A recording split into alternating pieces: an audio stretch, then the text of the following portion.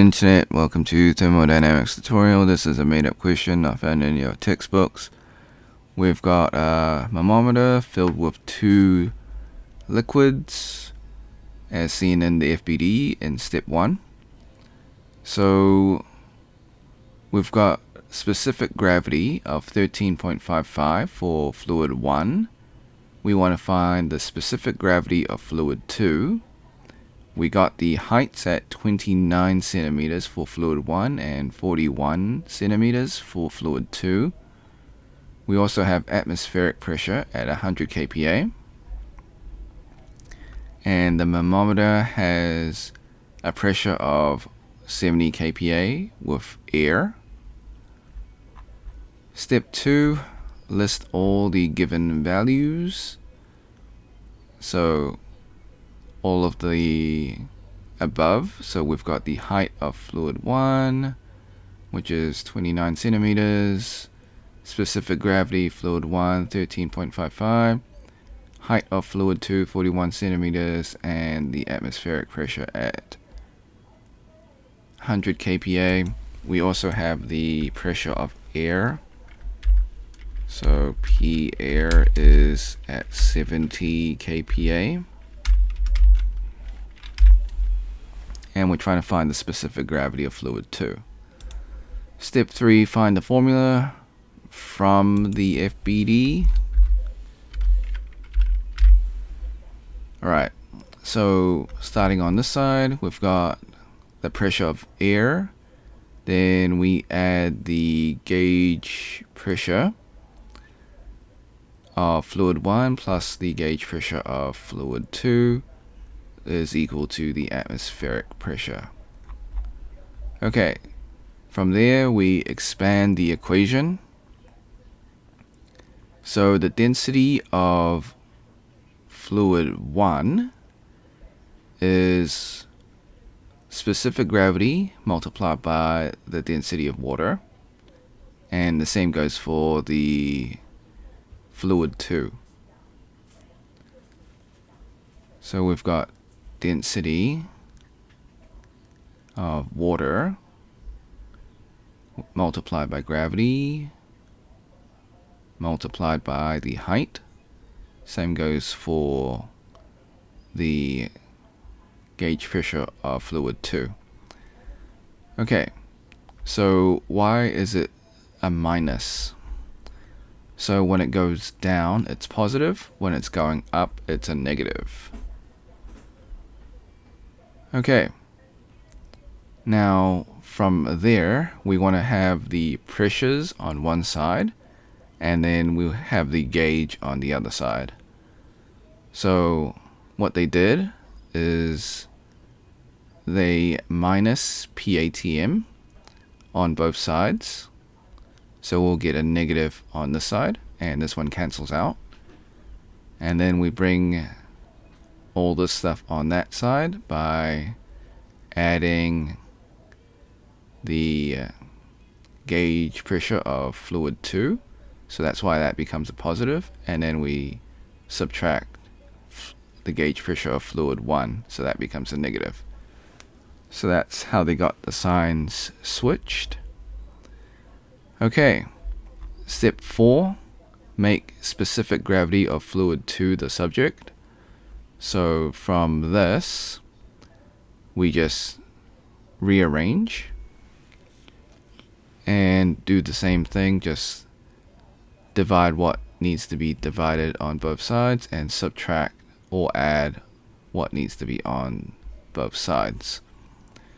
So from there, specific gravity of fluid 2 is equal to specific gravity of fluid 1 multiplied by the height ratio plus the air minus the atmospheric pressure divided by the gauge pressure of fluid 2. So rho GH, density of water multiplied by gravity multiplied by the height of fluid 2.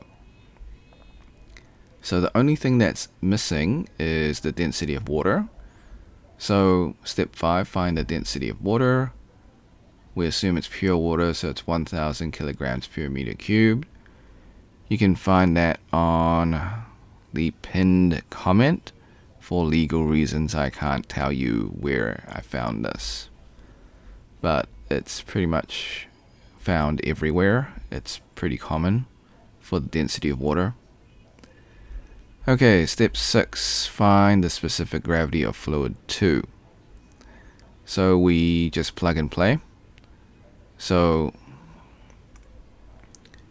the specific gravity of fluid 2 is equal to specific gravity of fluid 1, which is 13.55.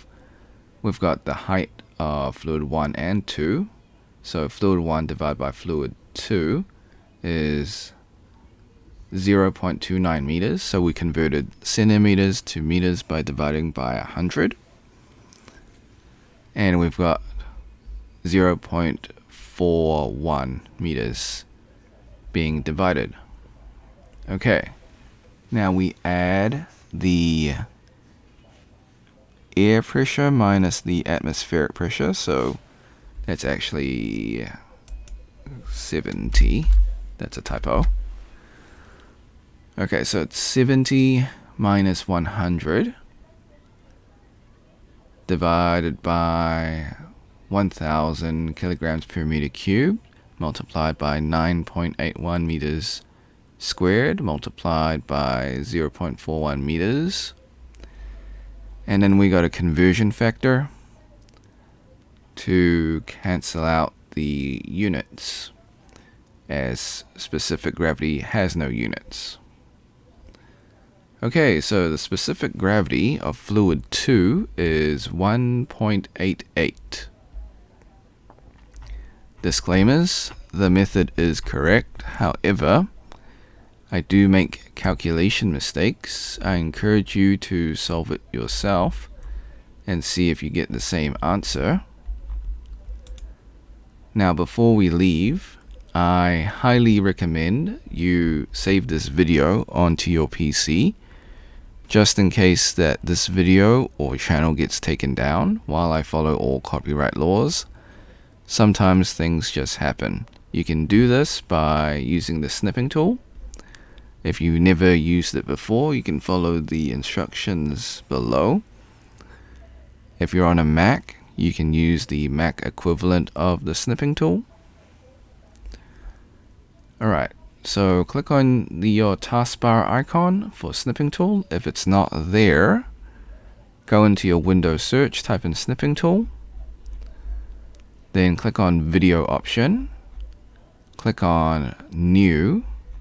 Left click and drag your rectangle to cover the YouTube screen. This is just an example. Then click the start button and wait for the countdown from the snipping tool. Hit the replay button on YouTube, let the video finish. Then hit the red square on your snipping tool. Then that will stop the video from recording, and then you can save your video. So like and subscribe, share with your friends, because this is a made up question, so they won't be able to find it. If you got questions, comments, or if you found a mistake in the video, leave it in the comment section and I'll get back to you as soon as possible. If you want to support me, become a member or drop a super thanks. Until next time, see ya.